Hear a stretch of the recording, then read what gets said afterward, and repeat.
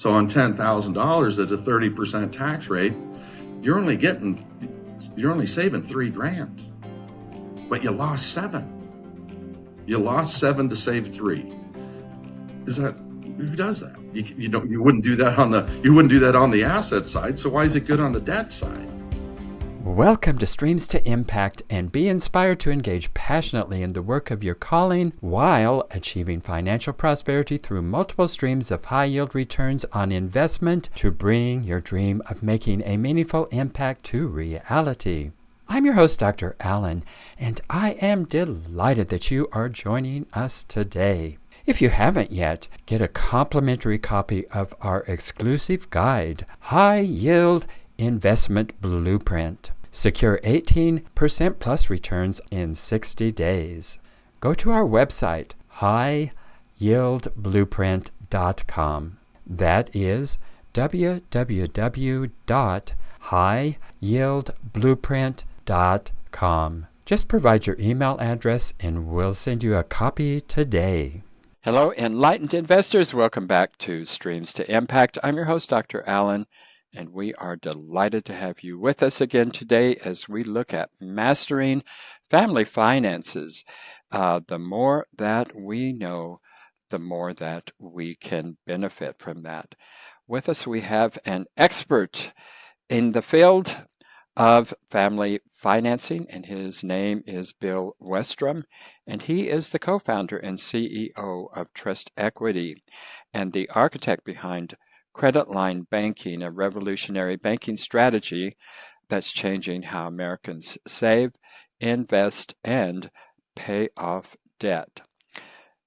So, Bill, glad to have you with us. So just take us into the show, and if you could share with us what inspired you, what was the moment that inspired you to take the journey that you've taken in terms of helping us to master our financial planning?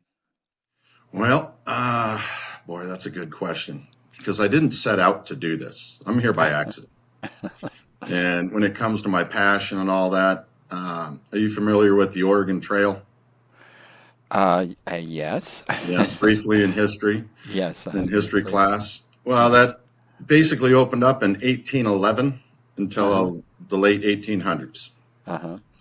And one of my relatives on my mom's side was in the first expedition after Lewis and Clark. Oh, wow. And he was one of the founding fathers of the Oregon Trail. Wow. And so, and through my whole life, any men in our life, in my family's bloodline, nobody's ever held a job. Everybody's been a self-made man. Wow. So it's a DNA problem. You know what I mean? Yeah. And so I've always had, whatever I've gotten into, I've got a passion for. But back in the mid-90s, a friend of mine and we shut down a print shop. I was a printer for a little while. And I was in between careers. I needed a new job, so I applied for a mortgage broker job because I was looking for something with longevity, and obviously home lending is never going to go away. And so I ended up in that by accident. And then about 5 years later, somebody introduced me to a unique financial strategy out of Australia. And me being me, I just saw an opportunity there to differentiate myself from the competition. You know, and I'm not putting down the industry itself, but home lending is a commodity. Just about everything out there is a commodity. It's pretty easy to find somebody to lend you money, right? And I didn't want to stand in line with all these people. So when I got introduced to this strategy, I saw an opportunity. It took hold, and I went for it. Wow. And when I started my business, and I got to correct you, you said Trust in Equity. I'm truthinequity.com. TRUTH. Sorry about that. It's okay. It's okay. It happens all the time. Equity. But anyway, in 2006, I was working for an Australian bank that brought this to the country. And, their business model was, get their loan out to the public through mortgage brokers. And I knew I was going to starve to death if I had to follow that model, because what I'm doing now and what this Australian bank introduced is just totally outside the realm of comprehension for most people. Yeah. And so I quit the Australian bank. I grabbed a broker that understood what this thing was all about. And we shook hands. We both quit our jobs. We had no plan. We had no money. We just said, let's go. And that's how it all started. And the passion that I have for it now, that's been a growing thing ever since we started. Because the way I conduct my service, because I want to make this very clear to everybody. I don't help anybody do anything. Help is such, you help an old woman across the street, right? But you teach your kid to walk across the street so you don't have to help push him across the street in a wheelchair. Yeah. So I teach, right? Because nobody needs help managing their money and paying their bills. Nobody needs help doing that. You know, the system is built to where you don't have to think about it. You don't need help doing that. But what people do need, they need to learn a better way to get more out of what they're doing. And through the years, because of the way I conduct my service, because I'm different from everybody else in the financial world. Everybody in the financial world, they convince you to do business with them. You pay them your money, you get your loan, you get your product, and they turn and walk away. Mm-hmm. You're on your own, and they're looking for somebody else to sell a loan to. Well, I don't do that because I don't sell loans. I don't sell software. I don't sell anything but what's in my head. So my service is a one-on-one continual relationship. Mm-hmm. And because of that, I get to see the results of what I teach. And then, because I'm talking to my students along the way, I get to feel the results through them on the phone. Mm-hmm. And when you start feeling this emotion through the phone and these people are just like, I had no idea my life could be this way. Mm-hmm. That's what drives my passion, is the results. And it's exactly the reason I do what I do, is because of conventional, traditional financing rules and what we should be doing. You look at the results. Yeah. And, as citizens, we pump trillions of dollars through the banking system. Mm-hmm. If you look at the economy, everybody looks at the economy from the top down, starting with the media, right? Mm-hmm. And you got to look at the results. The results are horrible. People are struggling and this, that, and the other thing. Why are we struggling? Mm-hmm. At the bottom? Because COVID's a great example. What happened to our economy when it shut down, when we got sequestered? Nothing's moving. Yeah. The only reason the economy kept moving during COVID is technology, because that was the only way people could buy and move money around. Without technology, imagine where we would have been. Whole different ballgame. Right. But it's a great example of what happens when the money flow stops. That's a scary thing. Mm-hmm. Now, and I talk a lot about money flow. Well, if you look at the flow of the money, it starts at the street. If we're not working and pushing our money back into the economy, we have no economy. We are the lifeblood of the economy. Right. But if you follow the media and everything else, who do we look at as the economy? Wall Street, the Dow Jones. Yes, which doesn't really reflect the economy, although everybody thinks it does. It reflects money flow. Now, here's a sobering thought that most people don't have when it comes to the asset side of the ledger. 10% of the wealthiest people in this country, the top 10%, they own 90% of stocks and mutual funds. Mm-hmm. 10%. So if you look at the Dow Jones, it's up around 44% or 44,000. Well, take 90% of that, and that is owned by the top 10% of the wealthiest people. Mm-hmm. That only leaves how much money for the rest of us? For a 65-year-old, the average account balance, 401k balance at Vanguard is $275,000. That's for a 65-year-old. Yeah. Right? Now, is that guy dumb? Was he stupid? Where did he make his mistake? He didn't make any mistakes. He's doing the best he can with what he was told to do. Mm-hmm. But the top 20 fund managers, their combined net worth is $250 billion. Mm-hmm. When the guy that's giving him all the money only has 275. Right. Is there a problem with that? Does anybody see a problem with that? So I certainly see a lot of problems with our financial system the way it is built and constructed. So, Bill, I want to get into exactly what you do here in a moment, but first of all, just give us a foundation here. Debt has not gotten better in this country. It has really exploded over the last 20 years.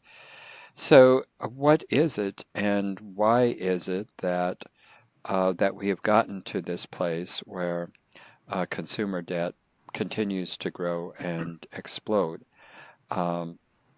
which is depleting actually the wealth of the person on Main Street?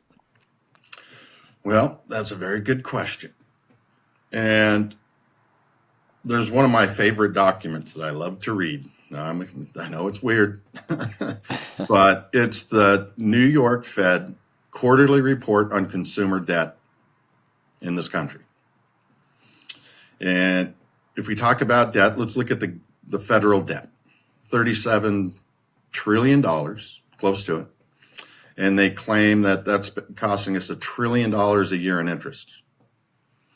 Well, if you divide 1 trillion by 37 trillion, you get an interest rate about 2.8%. So the government's paying 2.8% interest. And now the government, well, let's move to the consumers. We owe 18 trillion in debt. Now, 12 trillion of that is mortgage debt. Okay. So if you look at the bulk of the debt, everybody's, okay, cool, buying homes. That's a good thing, right?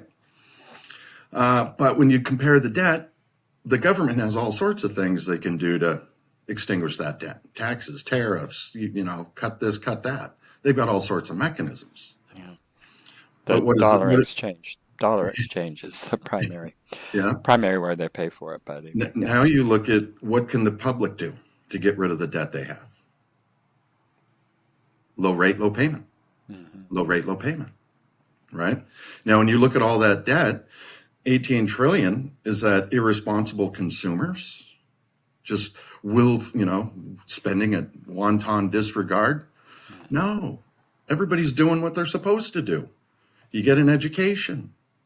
That costs money. That's debt. If you want to own a home, if you want to own a car, you can't do anything in this country without debt. Now, you look like you're, spring chicken, right? Either am I. I'm 60. I was born in 64, right? How many credit cards did you see your parents carrying in the 1970s? I don't know. Probably not more than one or two. Yeah, and it was a Visa card. It just said Visa on it, or it was a Diners Club. They weren't carrying balances. I'm pretty sure of that. No, but and it's our generation that exploded the credit. Because credit didn't really become a thing until the 80s. We didn't even have debit cards until the late 80s. Right. Yeah. Right. And so if you look at that 18 trillion and look further into that report, the average credit score is 660 or above. That gets you just about anything you want, credit score wise. Now, how did we maintain with all that debt? How do you maintain a 60 credit score better? You make your payments. Yeah. The bulk of the population's got a good credit score and they're making their payments. Everybody's doing their job, right? But if we continue to go this route, right? Because if you look at historically, remember when the bubble popped 15 years ago, we owed about 12, 13 trillion in debt. And then for the next year and a half, obviously that dropped down because we had, everything exploded. Well, and then that's when rates fell to their lowest level. Since that point, debt has been continuing to climb, about 6 to 8 trillion over the last 12 years. And rates have continued to climb at the same time. So the point is rates don't dictate anything except cost. Who gets, who doesn't get, and cost. And interest rate is not a financial strategy. So my point is that why is the debt continue to climb? Because consumers are doing what they're supposed to do. We're really good at what we do. We're exceptional. Look at how many people get up in the morning and go to work. Look around you. Do you see cars these are my economic indicators. These people on the business channel, I don't know who they're talking to, because they're on the middle of the day and everybody's at work, Yeah. you know. But everybody's, we're just good at what we do. But if we continue this, right, there's going to be a problem. If we break down a paycheck for the average American, from gross pay, we're losing 30 to 40% to the IRS. A 401k is the IRS. A 401k is not a financial strategy, it's a tax code. Mm-hmm. So you got taxes and 401ks, there's 30 to 40%. Mm-hmm. And when it comes to making debt payments, well, that's up to 45% of their income because that's the underwriting guideline. Mm-hmm. For Fannie Mae, if you go apply for a mortgage, right, your debt payments, including your new mortgage, can't be more than 45% of your income. So they underwrite to that. Mm-hmm. So if you look at those numbers, 40% off the top, 45% on debt payments, well, that's $8,500 out of a $10,000 gross pay. Mm-hmm. That only leaves $1,500 to $2,000 a month for everything else. People don't have a problem paying for gas and groceries. They don't. They got a problem maintaining the debt. Yeah. And what's wrong with the debt? The debt is not the problem. It's the terms of repayment. Okay. The longer you can have 3% on a $300,000 mortgage, pretty good deal, right? 3%, that's nothing. Yeah. But that's still going to cost you $154,000 over the life of the loan. Right. Right? That's not good. That's just not good for anybody, And from a business standpoint, if we look at yourself, I try to get people to look at themselves as a business because we are a business, right? Revenue, income flows in, flows out. There's not a business in the world that just says, okay, well, we bought this new machine and it's going to take 30 years to pay it off. It's a bad business strategy, 100%. Mm-hmm. But the consumer's been taught, no, to hang on to that low rate, right? It's cheap money, right? Don't pay it off. And it's a tax write-off. Well, what do I do with with the other money? Well, give it to me and I'll put it in the stock market for you so you can be rich when you're older. Well, it sound like a familiar message? Yeah. But the only people getting rich are the guys. It's the national anthem, is it not? Yeah. And so what I'm bringing to the party is, again, I'm not helping. I'm bringing a more efficient model to bank and borrow. So we can get more out of what we're doing, and we don't have to drag these anchors around based on traditional advice and what these other people say is the right thing to do, because anybody that's talking to you about their money, well, they have an agenda. They can't maintain their lifestyle without money. So they're going to tell you whatever you need to hear to get your money, which is all well and good. But I'm the other side of the coin guy. Because I've been around here a long time. I've been doing this kind of work for 30 years. Low rates, this. I know all the advertising. I know whatever all these people are saying to get access to your money. But it's like with the 401k. It's all well and good. However, what have you done? When you pass your money through that 401k window, you've married yourself and your money to the IRS for the rest of your life. Because what's the difference between Social Security and a 401k? Volunteer. One's voluntary, one's involuntary. So we volunteer, as much as we hate the government because we don't want to pay them taxes, we give them our money in a 401k under the illusion that we're getting free money from our employer and we don't have to pay taxes today, but it's still not your money because you're penalized if you want it. You got to take a loan against your own money. You're going to get taxed on your money, your profits. You're going to get taxed on your employer's money. And when the market is down, is the IRS or your employer calling you and discussing your finances? No, but they're your partner in the thing, but they're not involved. You see the other side of the coin, and you take 100. See, they don't talk about this stuff. You're going to put your money in here. You're going to take 100% of the risk. You have no idea what it's going to look like in 20 years, but it's the thing you need to do. Mm-hmm. Well, is that wise or unwise? Not wise to me. I'm not giving away my money like that. It's my money. Mm-hmm. And so when it comes to the debt side of the ledger, the credit side, I get it. Low rate, low payment, that makes a lot of sense, but I'm the other side of the coin guy. like the tax write-off, right? Well, yeah, you're not getting a 10, if you spent 10,000 in interest for the year, you're not knocking that off your tax bill. That comes off your taxable income. Mm-hmm. So on $10,000 at a 30% tax rate, you're only saving $3,000, but you lost $7,000. Mm-hmm. You lost $7,000 to save $3,000. Who does that? You wouldn't do that on the asset side. So why is it good on the debt side? Yeah. You know what I mean? And so again, it's just a matter of taking the tools that we already have and just rearranging their use.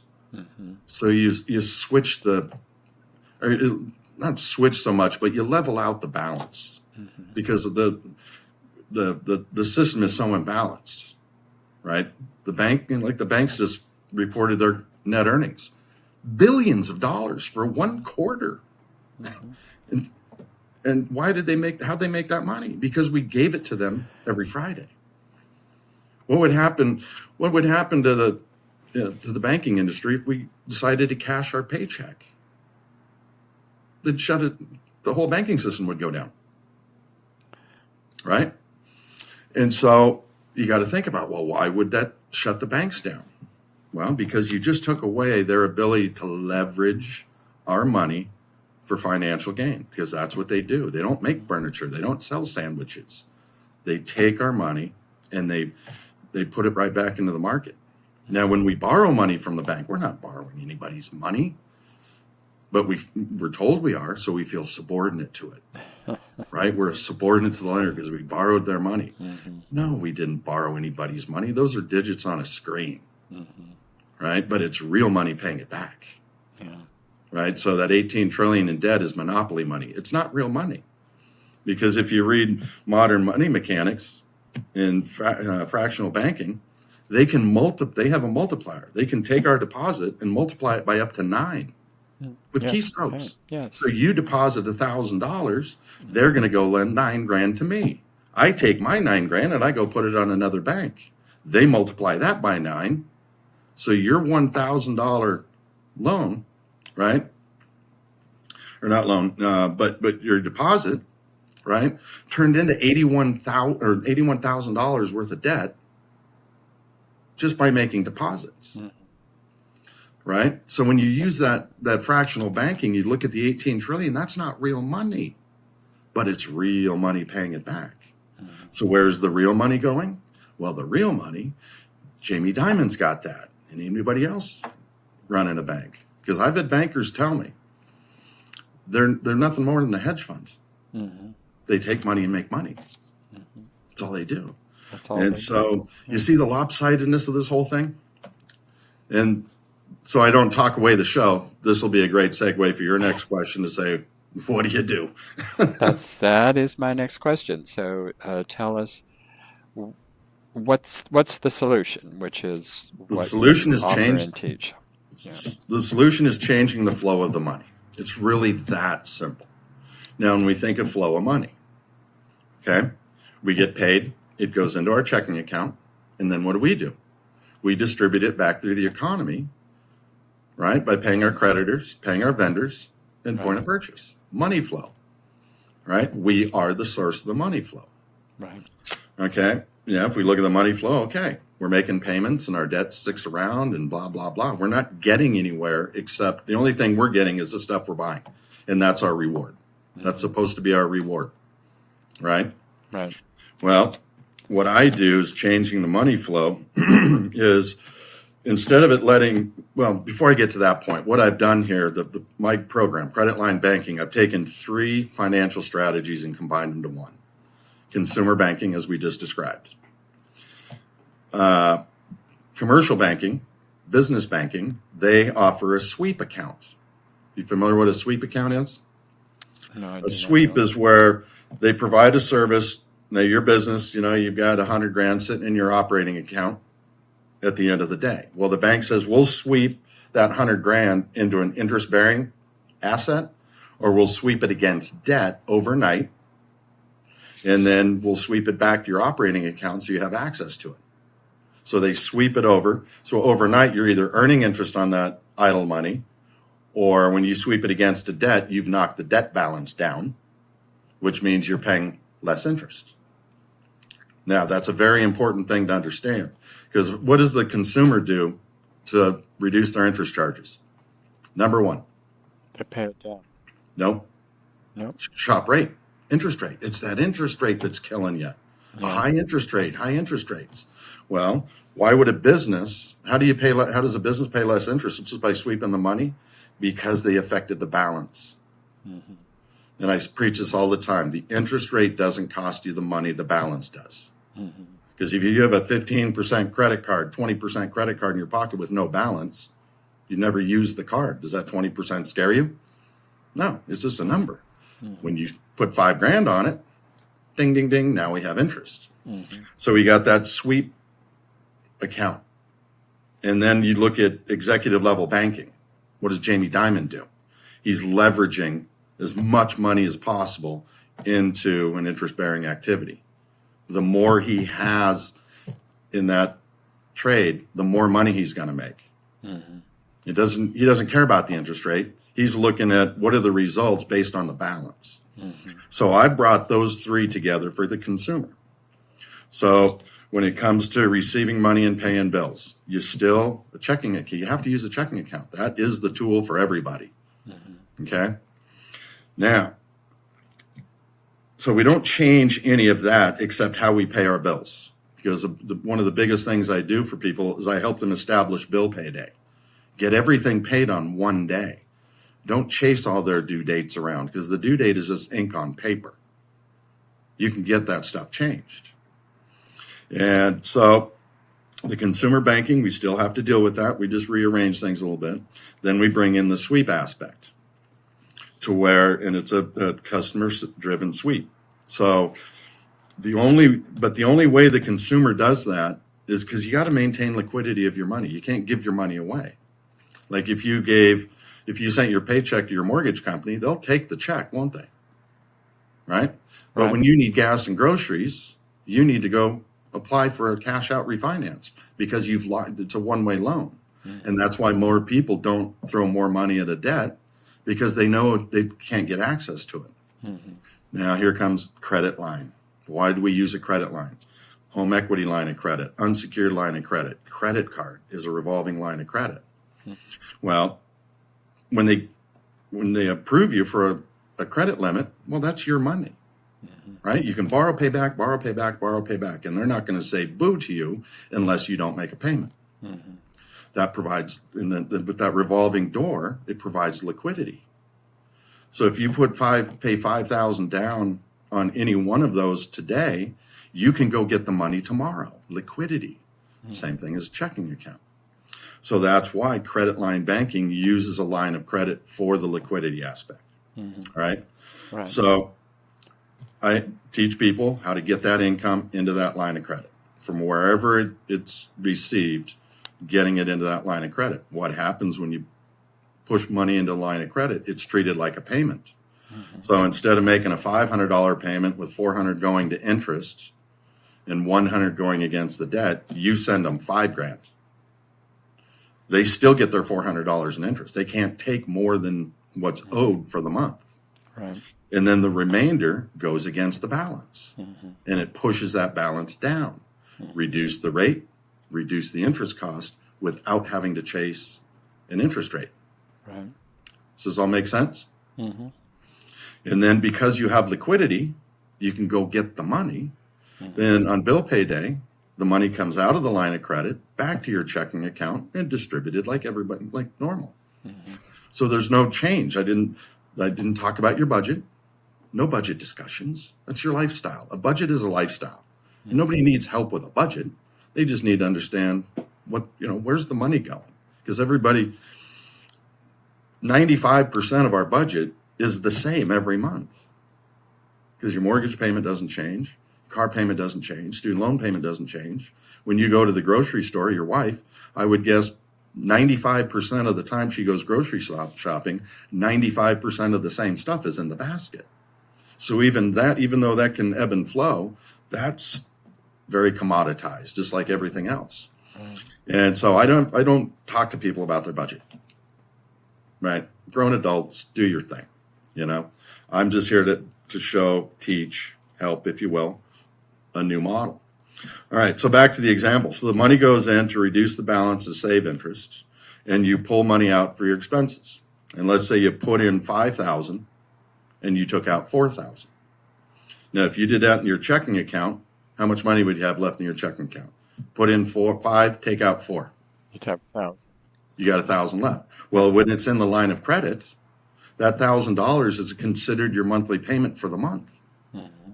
So instead of normal, you would have paid back $100 with your normal payment. But in this regard, you paid back $1,000. So that reduces your balance, yeah.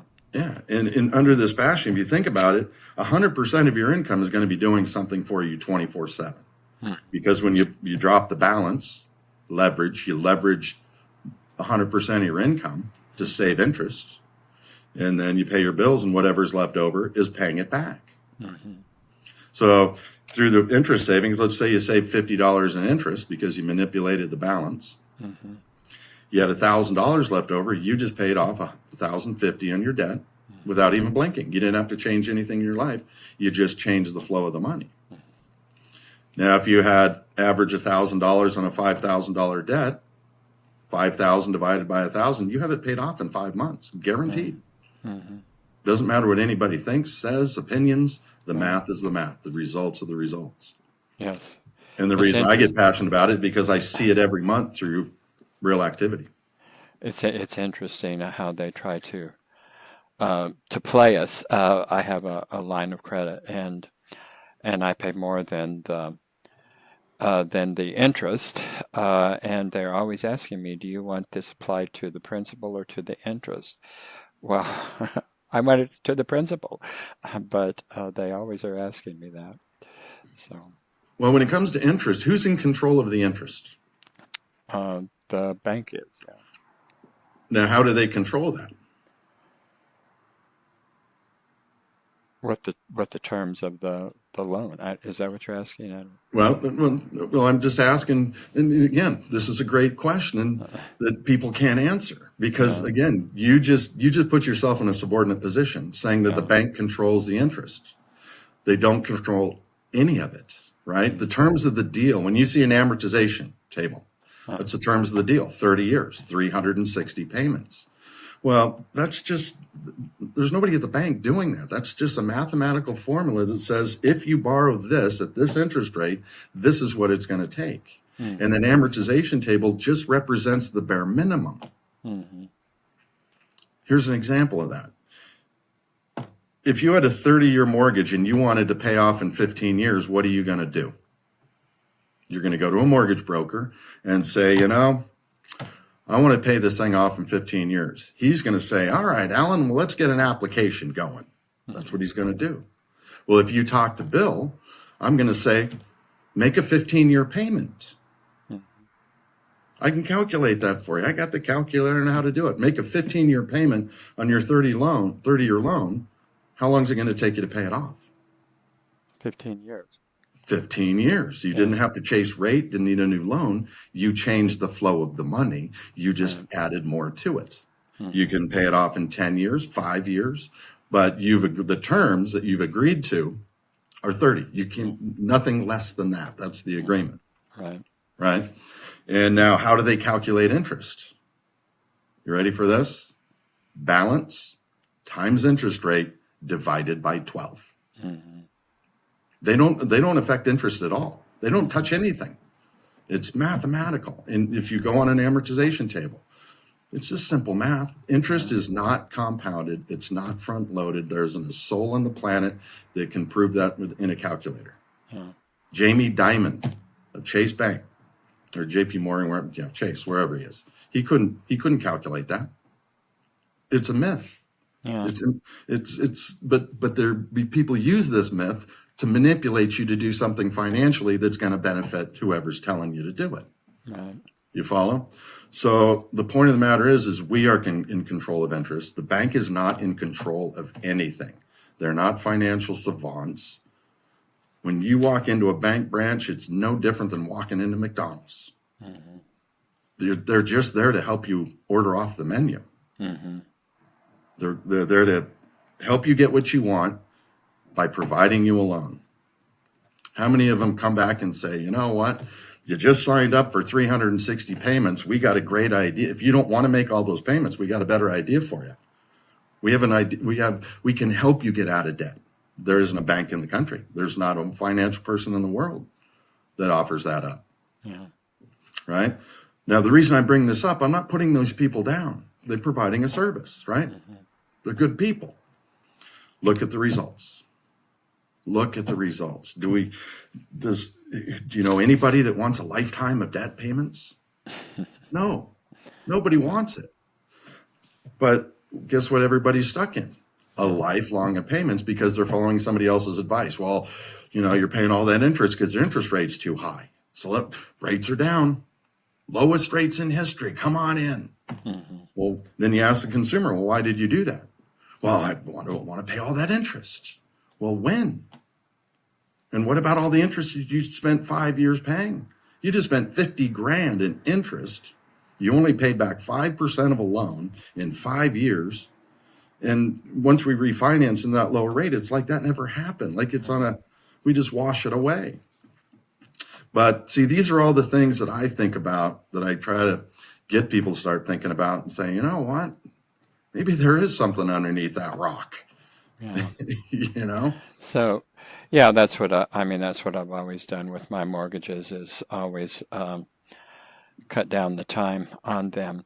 So, Bill, what service is it that you offer, and how can we get in touch with you to take advantage of that?